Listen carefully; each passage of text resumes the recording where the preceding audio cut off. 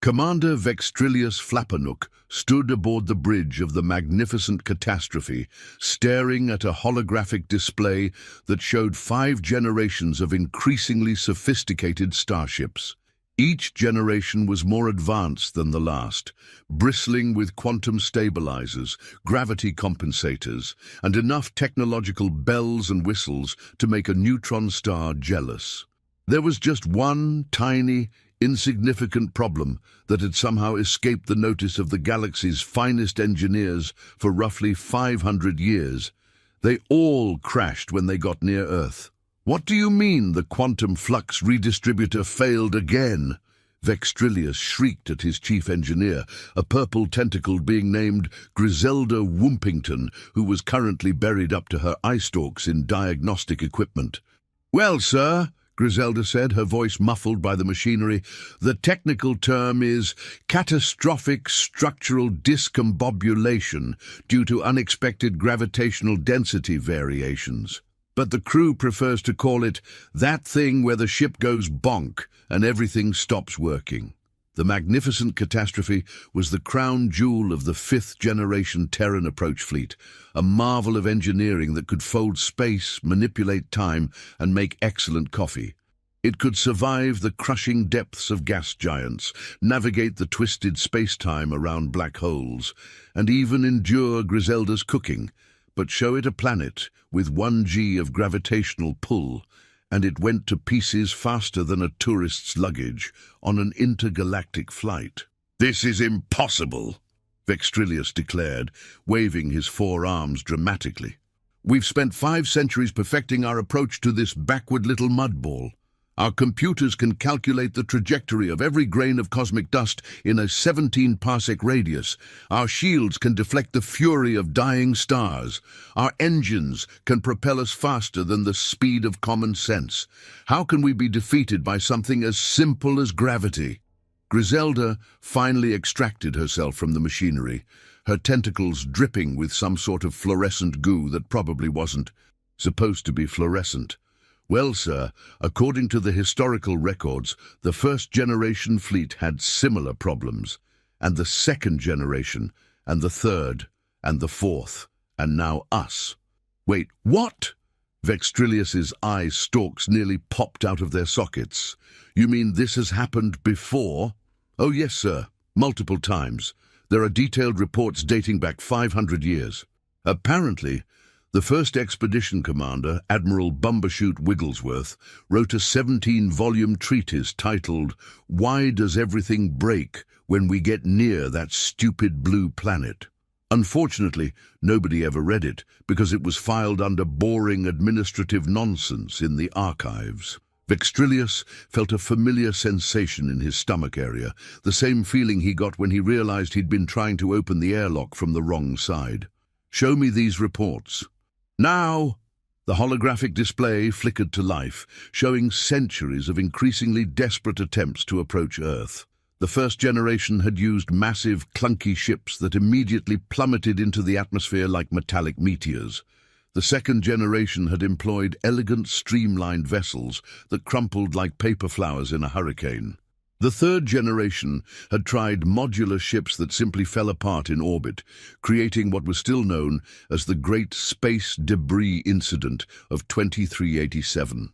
The 4th generation had been particularly creative, designing ships that could theoretically reshape themselves to adapt to any gravitational environment. Unfortunately, when faced with Earth's gravity, they reshaped themselves into abstract art installations and had to be towed home by embarrassed rescue crews. One ship had transformed itself into what appeared to be a sculpture representing the anguish of malfunctioning technology, and was still on display in the Galactic Museum of Things That Shouldn't Have Happened, but did anyway. "This is preposterous," Vextrilius howled. "How did nobody notice that we've been making the same mistake for 500 years? "Well, sir," Griselda said carefully, "the official reports always blamed unforeseen technical difficulties and anomalous cosmic conditions. Nobody ever mentioned that the problem might be, the planet itself." The truth was even more embarrassing than Vextrillius had imagined. For 5 centuries, the galaxy's most advanced civilization had been approaching Earth under the assumption that it was somehow wrong.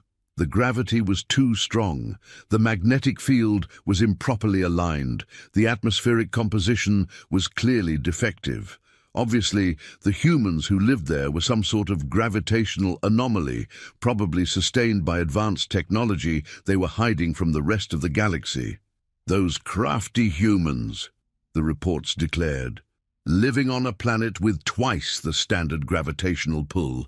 They must have incredible technology to survive such harsh conditions. They've probably developed anti-gravity bones and quantum-stabilized organs. What nobody had bothered to check was whether 1G might actually be, well, normal. The current crisis aboard the magnificent catastrophe was following the exact same pattern as its predecessors, only with more spectacular failures because the technology had become exponentially more sophisticated. The ship had approached Earth's orbit with supreme confidence, its cutting-edge gravitational reality adjustment matrices humming with enough power to rearrange the fundamental constants of physics in a 12-light-year radius. The crew had been particularly proud of their new quantum anti-gravity negation fields, which were designed to make gravity itself forget it existed. "Sir!" called out Navigation Officer Bumblethorpe Confusington from his station, which was currently sparking and making sounds like a dying whale trapped in a washing machine. "The anti-gravity negation fields are negating themselves instead of negating the gravity." "What does that even mean?" Vextrillius demanded, his color shifting through several shades of purple that indicated increasing levels of technological bewilderment. "Well, sir, apparently our gravity-negating technology is so advanced that it's negating its own ability to negate gravity, which means it's actually enhancing gravity while simultaneously trying to eliminate it, creating a sort of gravitational paradox that's making the ship vibrate in 17 dimensions at once. That's impossible. Our engineers assured me that the new systems were foolproof." "Yes, sir. Unfortunately, they appear to have encountered a fool more sophisticated than they anticipated." The ship's computer chose that moment to chime in with its helpful voice. "Attention, crew. The gravitational reality adjustment matrices have successfully adjusted reality to be incompatible with our ship. All systems are now operating in reverse, backward, and inside out simultaneously. The good news is that we've discovered a new form of physics. The bad news is that it doesn't like us very much, Doctor." Priscilla Thudsworth was having a perfectly ordinary Tuesday morning at the Human Gravitational Research Institute when her coffee was interrupted by what sounded like a symphony orchestra being fed through a garbage disposal. She looked out her window to see the latest alien spacecraft performing what could only be described as an interpretive dance of technological failure across the sky. The massive vessel was spinning like a cosmic top, while simultaneously turning itself inside out and changing colors in patterns that hurt to look at. Sparks were trailing behind it in formations that spelled out what appeared to be profanity in at least 23 different alien languages, some of which hadn't been invented yet. "Oh, for crying out loud," she sighed, reaching for her phone. "Hello, clean-up crew? Yeah, it's Priscilla. We've got another one. No, bigger than last time. And this one's doing something new. It's rotating in directions that don't exist. Yes, I know it's Tuesday. They always crash on Tuesdays. I'm starting to think they plan it that way." Dr. Thudsworth had been studying these periodic alien visitors for the better part of 30 years, and she'd noticed an increasingly disturbing pattern. Every few decades, a new fleet would show up, more technologically advanced than the last, and every single one would suffer what appeared to be complete technological failure the moment they entered Earth's gravity well. "It's like watching someone try to perform brain surgery with a nuclear bomb," she mused to her assistant, a cheerful young man named Harold Densley, who was currently tracking the alien ship's impossible trajectory on 17 different monitors simultaneously. Harold nodded thoughtfully while pulling up the latest sensor readings. The energy signatures keep getting more complex with each generation. This new bunch has gravitational compensators that are apparently trying to rewrite the laws of physics instead of just working within them. Look at this. They're generating enough power to run 17 small stars, and they're using it all to fight against one tiny planet's perfectly normal gravity. It's like they're trying to convince the universe that Earth is wrong, Dr. Thudsworth observed, watching as the alien ship attempted to turn itself into what appeared to be a four-dimensional pretzel, instead of just accepting that this is how gravity works here. "Why do you think they keep making the same mistake?" Harold asked, ducking as a piece of alien technology that had somehow achieved independent flight buzzed past his head. "I'm beginning to suspect," Dr. Thudsworth said slowly, watching the main alien vessel now apparently trying to exist in 3 different time zones simultaneously, "that they don't think it's a mistake at all. I think they genuinely believe that our gravity is fundamentally broken somehow, and they're trying to fix it." Meanwhile, aboard the slowly descending magnificent catastrophe, which was now experiencing what the computer helpfully described as omnidirectional gravitational confusion syndrome, Vextrillius was experiencing what humans might call an existential crisis. If humans had 4 brains and a tendency to change colors when confronted with the cosmic absurdity of their situation. "Griselda," he said quietly, his voice taking on the tone of someone who has just realized they've been trying to solve the wrong equation for their entire professional career. "What if the problem isn't that Earth's gravity is wrong?" Griselda's tentacles stopped their frantic wiggling for a moment, which was her species equivalent of a record-scratch moment in a bad movie. "Sir, what if? What if Earth's gravity is normal, and we've been designing our ships based on a completely incorrect assumption for the past 500 years? The bridge fell silent, except for the sound of various systems failing in increasingly creative and impossible ways. Someone's console was now apparently trying to communicate through interpretive light shows, while another was humming what sounded suspiciously like a funeral dirge in B-flat minor. The idea was so simple, so obvious, and so absolutely devastating to 5 centuries of advanced engineering philosophy that nobody wanted to be the first to acknowledge it out loud.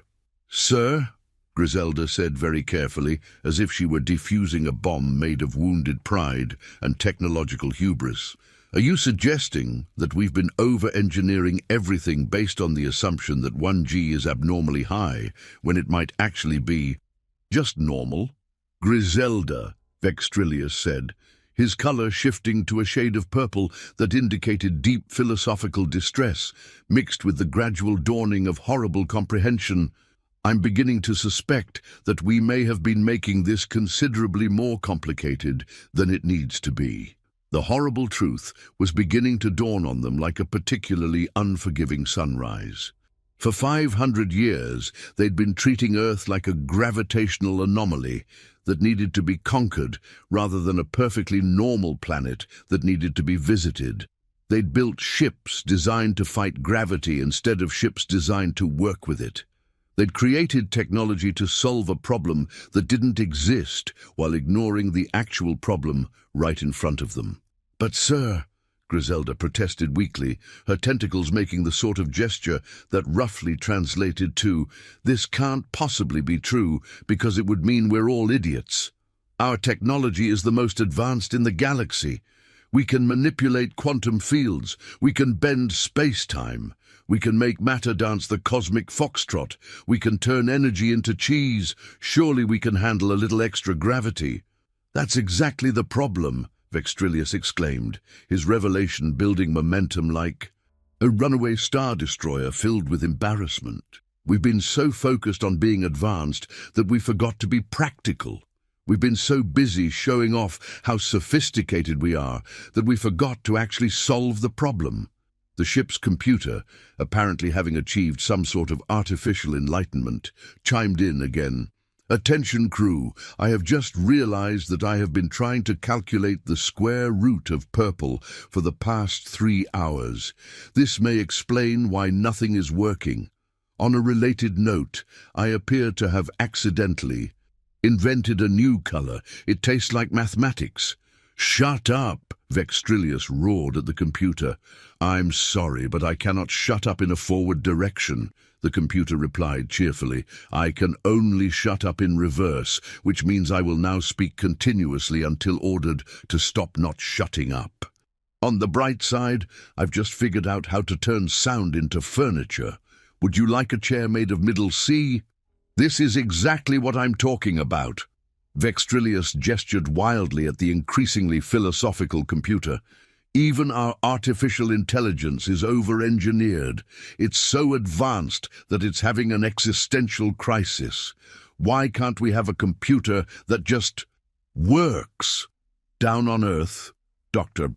Thudsworth was making her own increasingly detailed observations of the alien ship's spectacular technological meltdown. Harold, look at this. Their gravitational compensators are now generating enough energy to power a small galaxy, but they're fighting against Earth's gravity instead of accommodating it. It's like they're trying to argue with physics itself. Harold squinted at the increasingly impossible readings on his instruments. It's weird, isn't it? I mean, we've been living with 1G our whole lives. It's not exactly rocket science once you're used to it, but they're treating it like some sort of cosmic horror that must be defeated through superior technology. Look at this energy signature, Dr. Thudsworth said, pointing to a readout that was currently displaying what appeared to be the mathematical equivalent of a panic attack. They're putting more effort into fighting our planet's gravity than we put into our entire space program. It's like watching someone try to hammer a nail by reconstructing the fundamental forces of the universe. What if, Dr. Thudsworth said slowly, a dangerous idea beginning to form in her mind, we tried to help them? The idea was so unprecedented that Harold nearly choked on his coffee, which then somehow defied gravity and floated in the air for a moment before remembering that it was supposed to fall down. Help them, but they're aliens, with technology that makes our best computers look like pocket calculators made of cheese. What could we possibly teach them, Doctor? Thudsworth smiled the sort of smile that people wear when they're about to suggest something simultaneously brilliant and completely insane. How to fall properly. Back on the magnificent catastrophe, Vextrillius was having another moment of cosmic enlightenment, this one even more uncomfortable than the last, because it was beginning to dawn on him that the solution to their problem might be embarrassingly simple.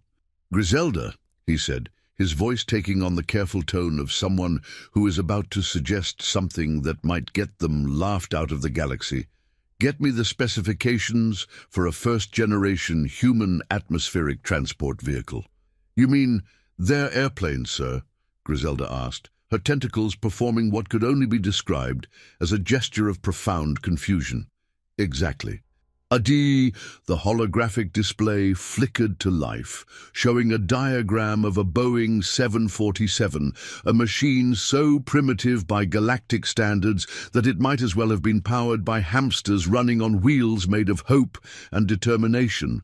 It had no quantum stabilizers, no gravity compensators, no exotic matter containment fields, no reality adjustment matrices, and no artificial intelligence capable of philosophical discourse. It was essentially a metal tube with wings that somehow managed to fly through Earth's atmosphere without falling apart, having an identity crisis, or accidentally inventing new colors. This thing, Vextrillius said, pointing at the airplane with something approaching religious awe, weighs over 400 tons when fully loaded. It flies through the air for hours at a time, carrying hundreds of passengers, using nothing more sophisticated than controlled explosions and shaped metal. And it works. It doesn't argue with physics. It doesn't try to rewrite the laws of the universe. It just works. But, sir, Griselda protested, her tentacles making the sort of gesture that roughly translated to, surely you can't be serious. It's so primitive. It doesn't even have a single quantum stabilizer. How does it stay in the air without negating gravity? That's just it, Vextrillius exclaimed, his excitement building as the pieces of the puzzle began falling into place. It's designed to work with Earth's gravity, not against it. Look at this. He zoomed in on the wing design. These wings aren't trying to negate gravitational pull. They're using it. They're using the air pressure caused by gravity to create lift. It's brilliant in its simplicity. The revelation was spreading through the crew like a virus of common sense. For centuries, they'd been trying to build ships that could ignore the laws of physics instead of ships that could work elegantly within them. "Sir," came a trembling voice from the communication station. "We're receiving a transmission from the planet's surface. It's from the humans." Vextrillius felt his stomach perform what could only be described as a gravitational flip combined with a temporal hiccup. "Put it through, Doctor." Thudsworth's voice crackled through the ship's speakers with the sort of clarity that only came from technology that had been designed to work in a 1G environment without throwing a tantrum about it. "Hello there. This is Dr. Priscilla Thudsworth from the Human Gravitational Research Institute.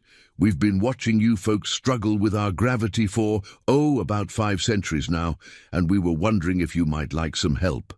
The bridge fell so silent that you could have heard a photon cough. You've been watching us?" Vextrillius managed to croak. "Oh yes, we have quite extensive records. Your predecessor, Admiral Bumbershoot Wigglesworth, was particularly entertaining.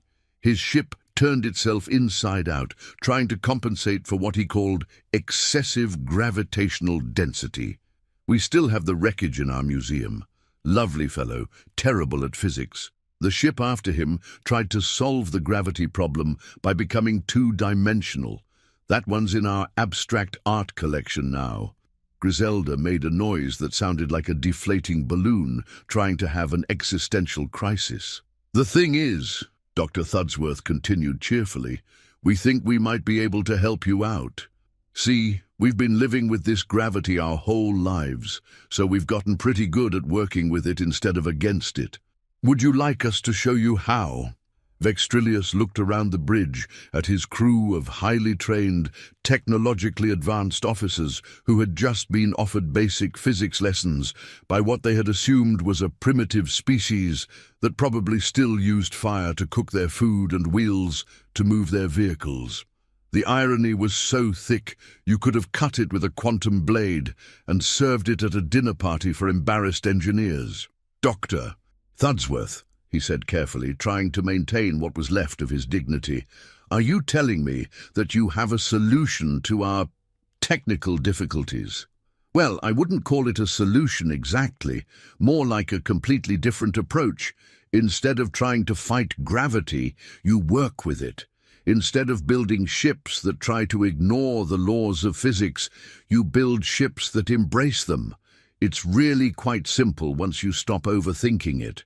Simple. The word hit Vextrillius like a collapsing star made of wounded pride. They had spent 5 centuries creating increasingly complex solutions to a problem that apparently had a simple answer. They had been trying to solve the wrong equation with the wrong methods, while the right answer had been staring them in the face the entire time. "What would this different approach involve?" he asked, his voice carefully neutral. "Well, for starters, you'd need to stop trying to make your ships float by negating gravity. Things fall down here. That's what gravity does. It's not a bug in the universe's programming. It's a feature. So instead of fighting it, you design your ships to land properly. You know, like our airplanes do. But our ships are far more advanced than your airplanes." "Exactly, and that's the problem. You're so advanced that you've forgotten how to be practical. Your ships are trying to solve gravitational problems that don't exist, instead of dealing with gravitational realities that do. It's like trying to eat soup with a particle accelerator." Harold's voice joined the conversation from the background. "It's like watching someone try to hammer a nail with a nuclear reactor. Sure, the nuclear reactor is more advanced than a hammer, but it's not exactly the right tool for the job, and you might accidentally create a small sun in your garage. Vextrillius felt something that his species had no word for, but which humans would recognize as humility, mixed with the gradual realization that they might have been approaching this problem with the intellectual equivalent of a sledgehammer, when what they needed was a feather. "Dr. Thudsworth," he said, swallowing what remained of his pride, "would it be possible for you to demonstrate this simpler approach?" "Of course. Harold, fire up the old Cessna."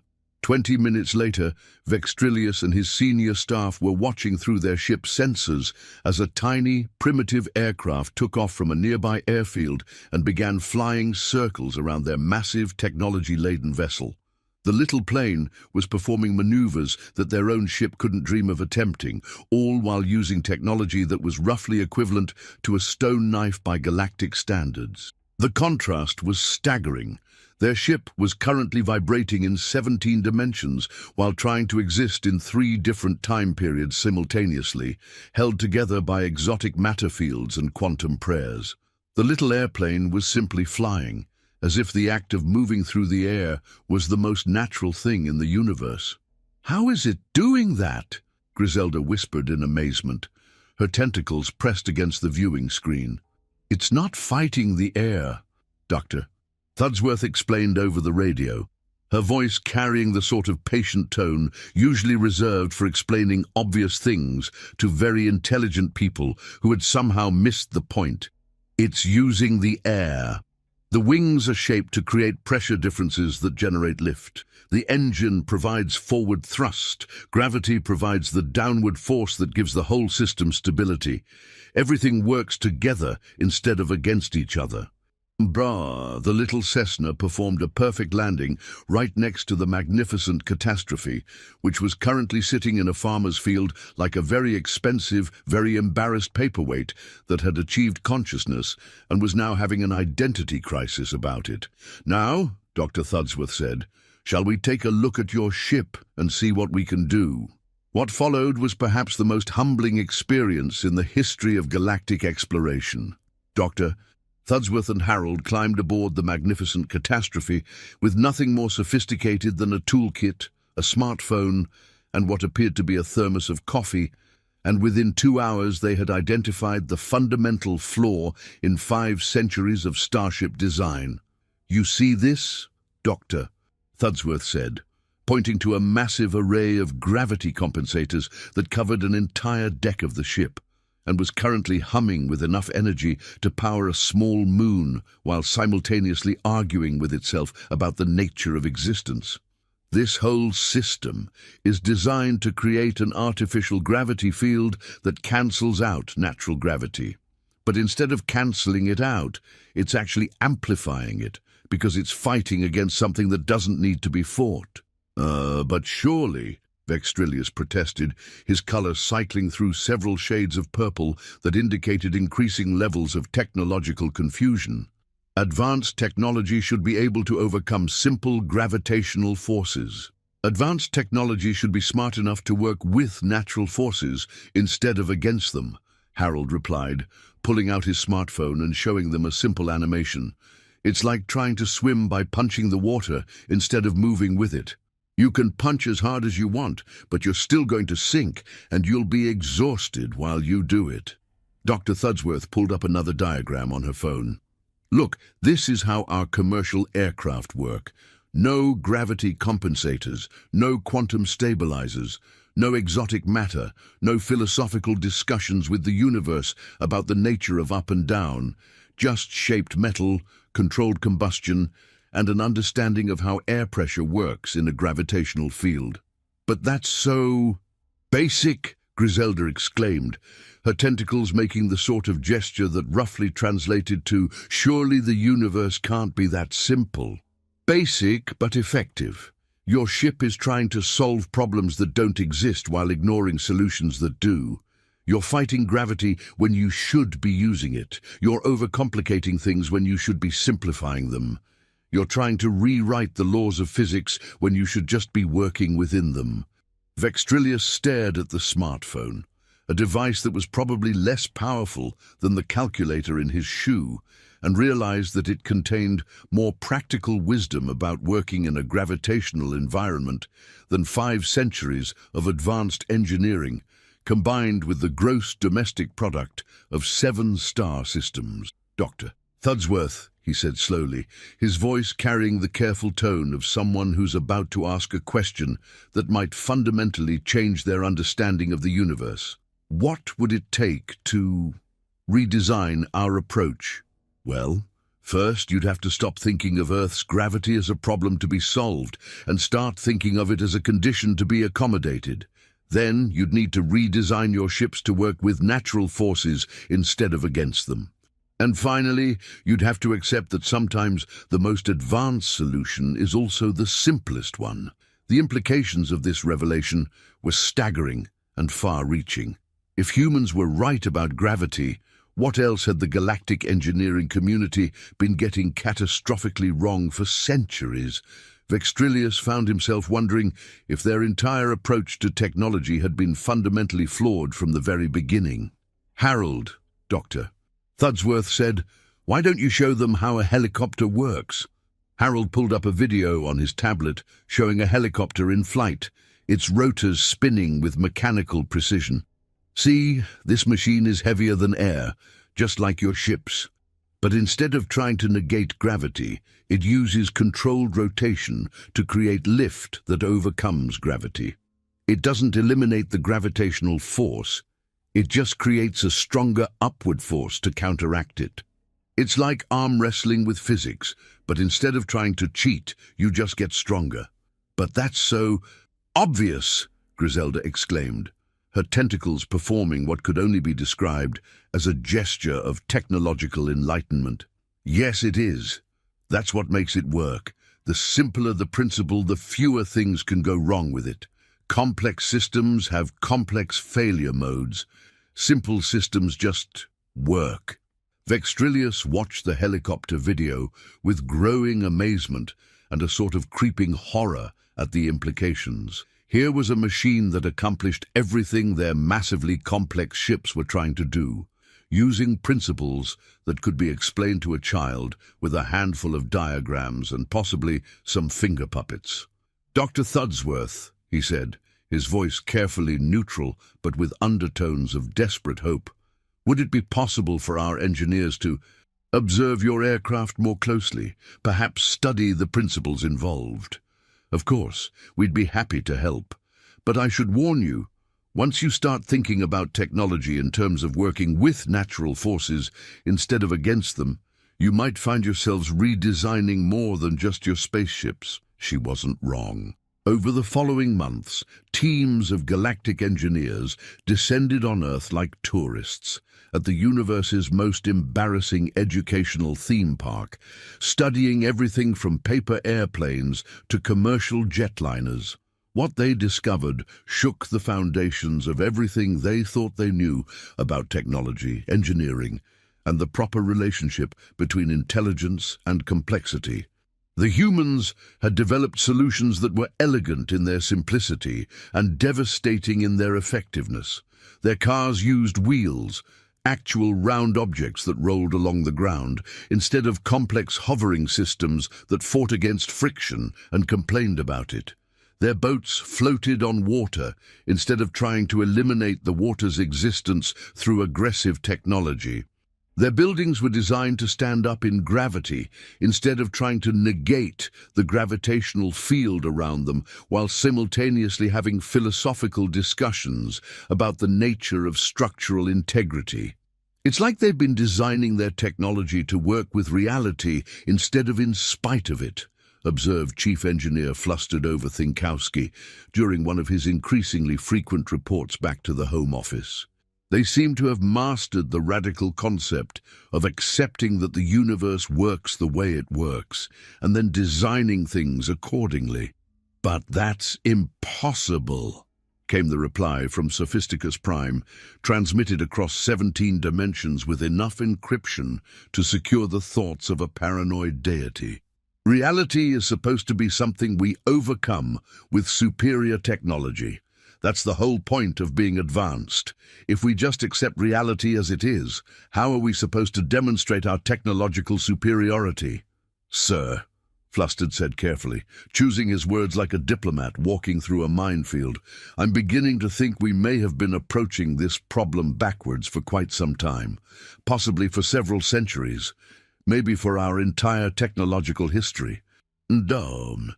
The resistance from the galactic engineering establishment was fierce and immediate. For centuries, complexity had been the universal measure of advancement. The more complicated your solution, the more advanced your civilization was considered to be. The idea that simpler solutions might actually be better solutions was tantamount to suggesting that the galaxy's greatest minds had been wasting their time for millennia, while a species that still used combustion engines had been quietly getting it right. But the evidence was becoming impossible to ignore, no matter how much the engineering establishment wanted to ignore it.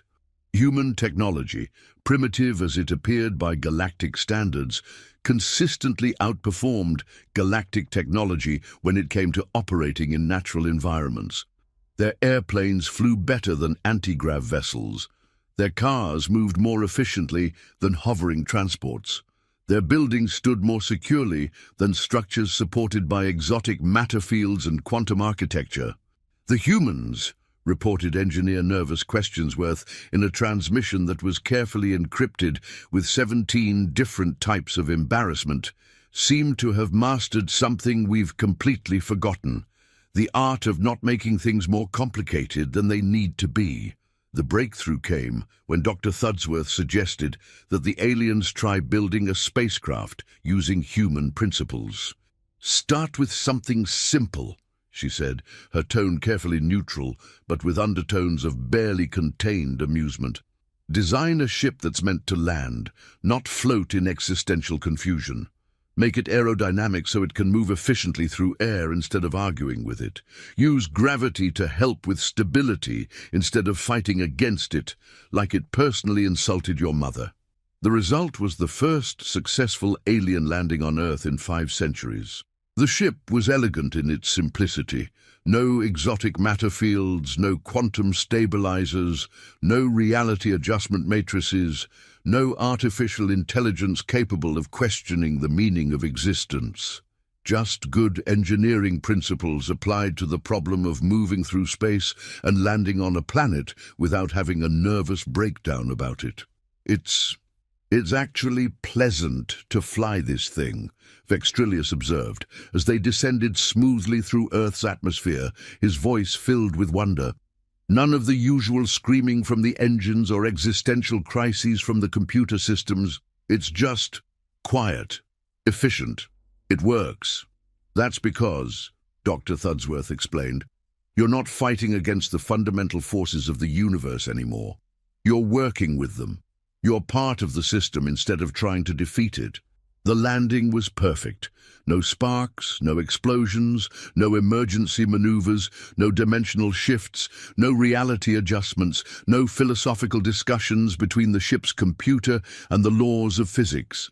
The ship simply came down out of the sky and settled onto the designated landing pad as if it had been doing it all its life, and was rather pleased with itself about it. As they sat in the shadow of the successfully landed starship, sharing coffee and comparing notes on gravitational physics, Vextrillius had his final revelation, the one that would change not just his understanding of technology, but his entire species' relationship with the universe. "Dr. Thudsworth," he said, his voice quiet with something approaching cosmic humility, "we've been assuming for 5 centuries that humans were somehow defying the laws of physics by living on a high-gravity world. But you're not defying anything, are you? You're just adapted to it." "Exactly. We evolved here. This is normal for us. 1G isn't excessive gravity. It's just gravity. Everything we build, everything we do, everything we are is designed around working with this level of gravitational pull. We don't fight it because we don't see it as an enemy. It's just part of how the world works. And we've been treating it like it was broken. Well, Dr. Thudsworth said diplomatically, let's just say you've been approaching the problem from a very advanced perspective. Vextrillius laughed, a sound like wind chimes made of titanium having a pleasant conversation with a gentle breeze. Advanced, yes. So advanced that we forgot the basics. So sophisticated that we couldn't see the simple solution. So technologically superior that we were defeated by the most fundamental force in the universe. Word of the successful landing spread throughout the galaxy faster than gossip in a small town during a blackout. Within days, engineering schools across 17 star systems were completely restructuring their curricula. The new motto of the Galactic Engineering Academy became, if you can't explain it simply, you probably don't understand it well enough to build it. The revolution wasn't limited to spacecraft design. Once engineers started applying the principle of elegant simplicity to other problems, they discovered that most of their unsolvable challenges had embarrassingly straightforward solutions that had been hiding in plain sight for centuries. Food replicators worked better when they didn't try to rearrange matter at the quantum level while having philosophical discussions about the nature of nutrition. Transportation systems were more efficient when they moved with planetary rotation instead of against it. Communication networks functioned more reliably when they didn't attempt to transmit data through 17 dimensions simultaneously, while also trying to achieve enlightenment. You know what the funny thing is, Harold said to Dr. Thudsworth as they watched the latest group of alien engineers learning to fly gliders with the sort of concentration usually reserved for diffusing bombs or performing brain surgery. They're not becoming less advanced by embracing simplicity. They're becoming more advanced. How do you figure? Well, look at them. Their new ships are faster, more efficient, more reliable, and easier to maintain than their old ones. They're achieving better results with less complexity, less energy, and fewer existential crises. If that's not advancement, I don't know what is. Dr. Thudsworth nodded thoughtfully, watching as an alien engineer successfully performed his first loop in a simple glider, his face radiating the sort of joy usually associated with discovering fire or inventing the wheel. Maybe real advancement isn't about making things more complicated. Maybe it's about making complicated things simple. The transformation wasn't just technological, it was philosophical. For the first time in centuries, galactic engineers were experiencing the profound satisfaction of building something that actually worked the way it was supposed to, without requiring a PhD in theoretical impossibility to operate. They were rediscovering the lost art of elegance. "This is revolutionary," declared Chief Engineer Wonderstruck, mind-blown, during a video conference that was being transmitted across half the galaxy. "We've just completed our first transport vehicle using human principles, and it works perfectly. It uses 70% less energy than our previous designs, requires minimal maintenance, and, here's the really shocking part, it doesn't try to achieve consciousness or question the meaning of existence."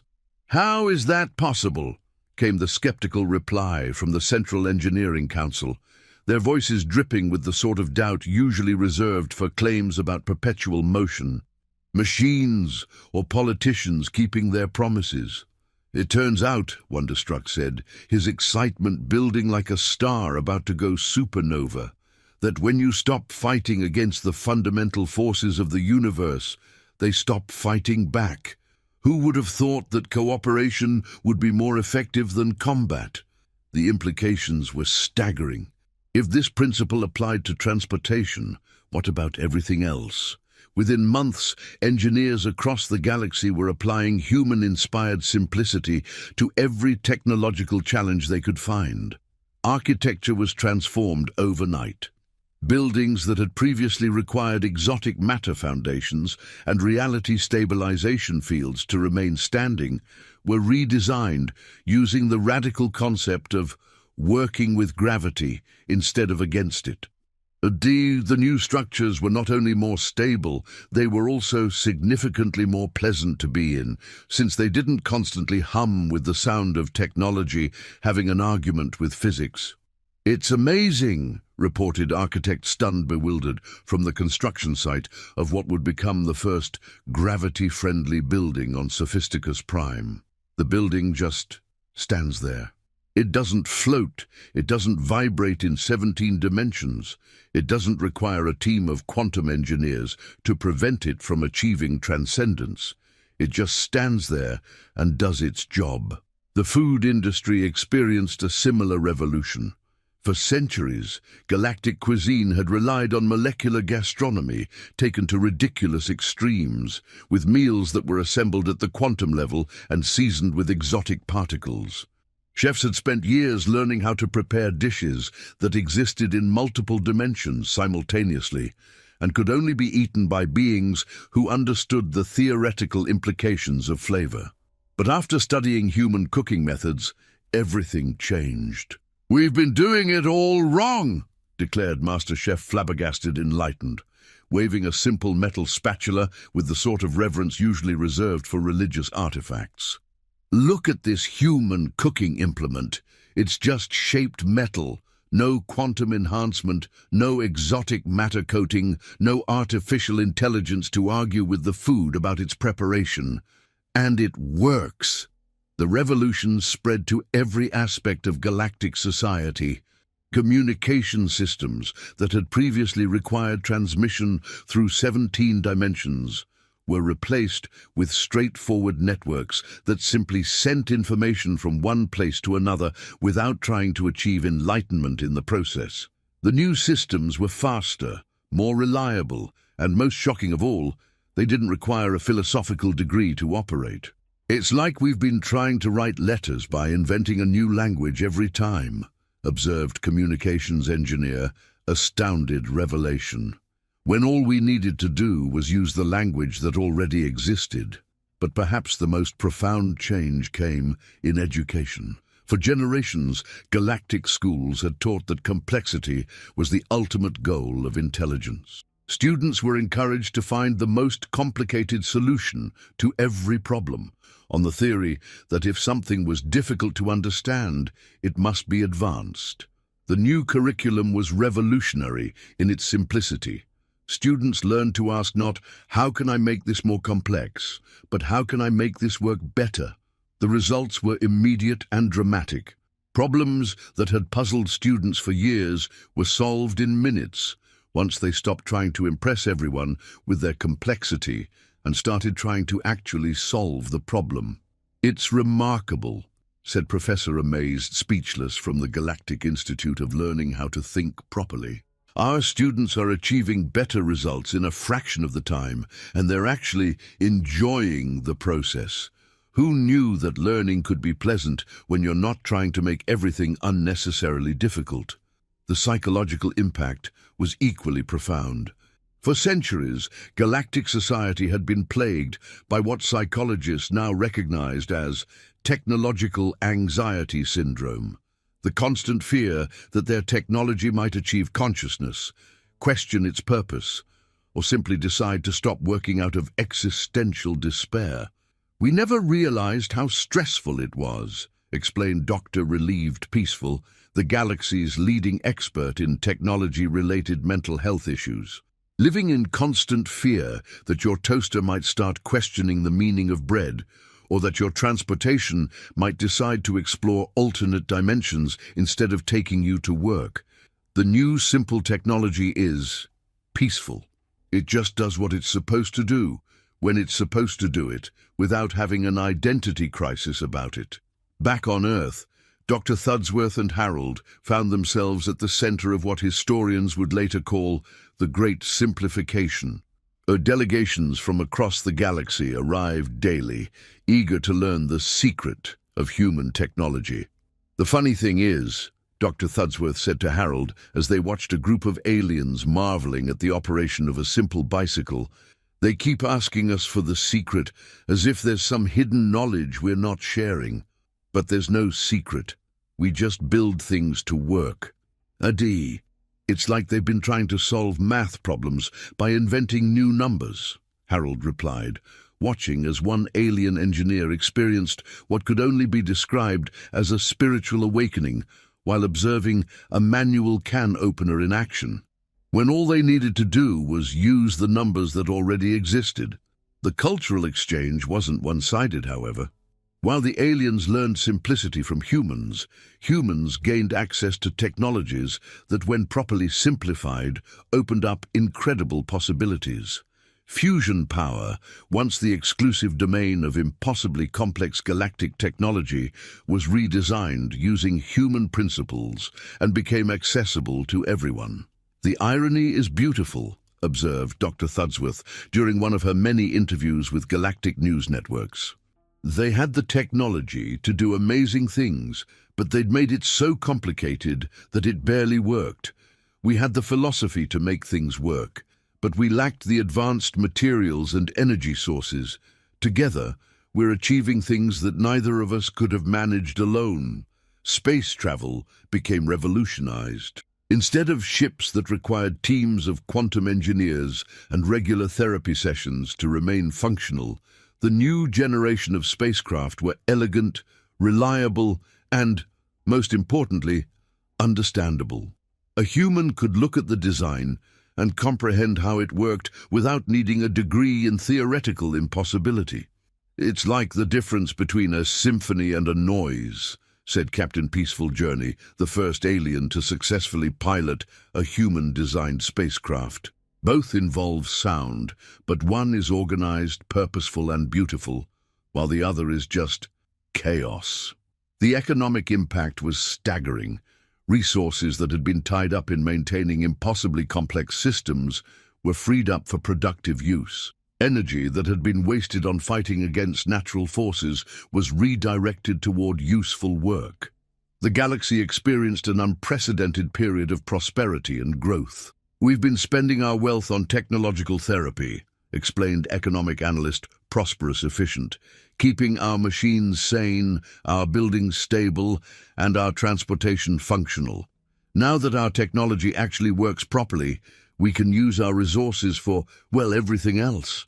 Perhaps most significantly, the scientific community experienced a renaissance. Research that had been stalled for centuries by the limitations of overly complex equipment suddenly leaped forward as scientists gained access to tools that actually did what they were supposed to do. "We've made more discoveries in the past 5 years than in the previous 5 centuries, reported Chief Scientist Breakthrough Continuous. "It turns out that when your instruments work properly and don't try to achieve enlightenment during critical experiments, you can actually gather useful data." The military applications were equally transformative, though in ways that nobody had expected. Weapon systems designed using human principles were so reliable and efficient that they actually made war less likely. When everyone had access to technology that worked perfectly, the old advantages of technological superiority disappeared. "It's hard to maintain a technological edge," explained general strategic thinker, "when everyone's technology actually works the way it's supposed to.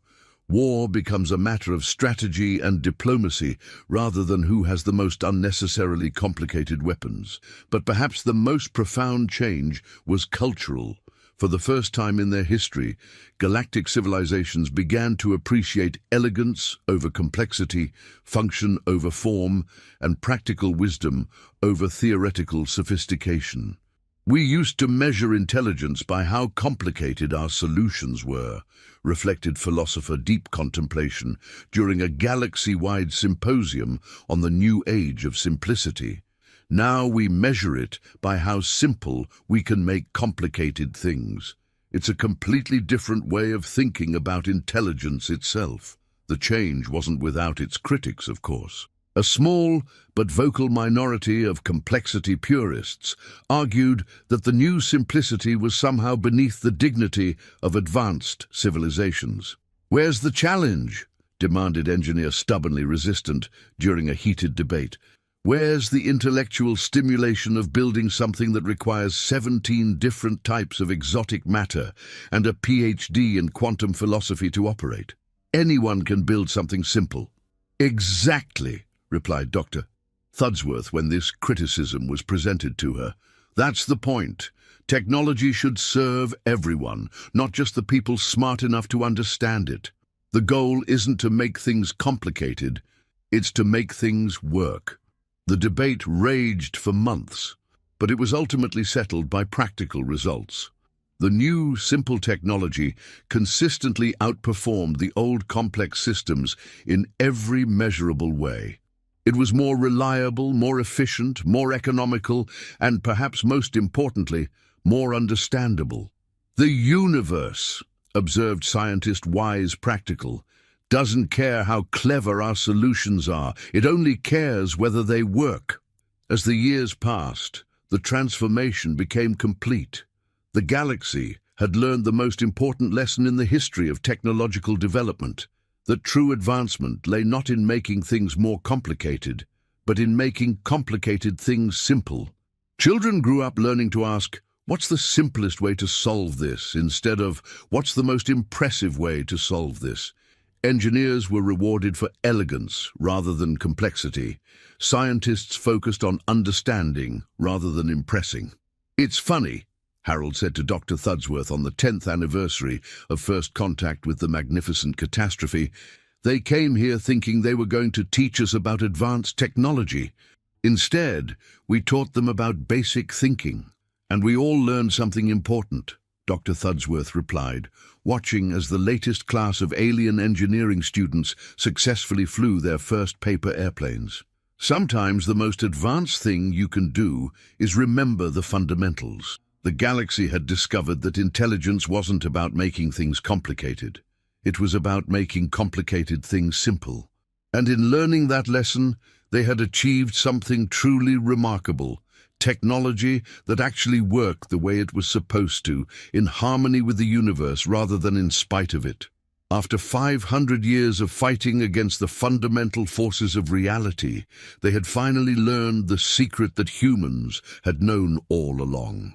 The universe wasn't their enemy to be conquered, but their partner to be understood. And sometimes, the most sophisticated engineering achievement is making gravity your friend instead of your adversary.